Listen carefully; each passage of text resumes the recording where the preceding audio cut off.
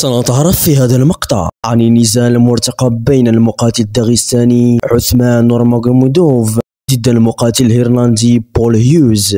المقاتل الداغستاني عمر نورماغوميدوف هو مقاتل روسي محترف في الفنون القتالية المختلطة MMA، وهو من عائلة ماغوميدوف المشهورة في القتال، والتي تضم بطل UFC سابق حبيب نورماغوميدوف. عثمان يعتبر أحد أبرز المقاتلين في الوزن الخفيف. من أبرز امتيازاته مهارات قتالية متكاملة. عثمان يتميز بقدرات شاملة سواء في المصارعة أو الجيجيتسو أو القتال بالوقوف، مما يجعله مقاتلا مرنا وصعب التوقع.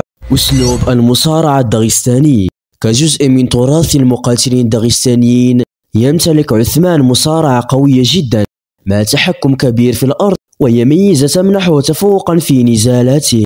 لياقة بدنية عالية، يتمتع بقدرة تحمل كبيرة وسرعة تمكنه من فرض سيطرة طوال النزال. الذكاء التكتيكي، عثمان يظهر قراءة دقيقة لحركة خصومه، مما يسمح له بتطبيق استراتيجيات فعالة في كل نزال. سجل خالي من الهزائم، عثمان حافظ على سلسلة طويلة من الانتصارات المتتالية، مما يبرز كفاءته وثبات مستواه كمقاتل محترف. الضربات الدقيقة والقوية، على الرغم من تركيزه على المصارعة، يتميز عثمان أيضا بقدرات مميزة في توجيه ضربات قوية ودقيقة أثناء القتال بالوقوف.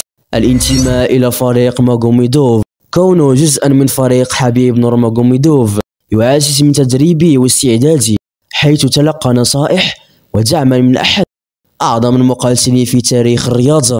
وأما المقاتل الإيرلندي بول هيوز، هو مقاتل إيرلندي في عالم الفنون القتالية المختلطة MMA، ويعتبر أحد النجوم الصاعدة في هذه الرياضة. من بين أبرز الامتيازات التي يتمتع بها بول قدرات شاملة في القتال، يتميز بمهارات متوازنة بين القتال الأرضي والقتال وقوفا، هذا يجعله خطيرا في جميع جوانب القتال. سرعة وحركة مميزة، يتمتع بسرعة استجابة وحركة ديناميكية داخل القفص، مما يمنحه ميزة في تفادي ضربات الخصوم والسيطرة على إيقاع القتال.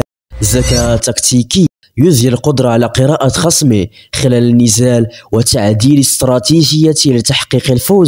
التاريخ الحافل في كينج ووريورز، ويعتبر من أبرز مقاتلي هذه المنظمة، حيث حقق العديد من الانتصارات المميزة، بما في ذلك لقب وزن الريشة في هذه المنظمة.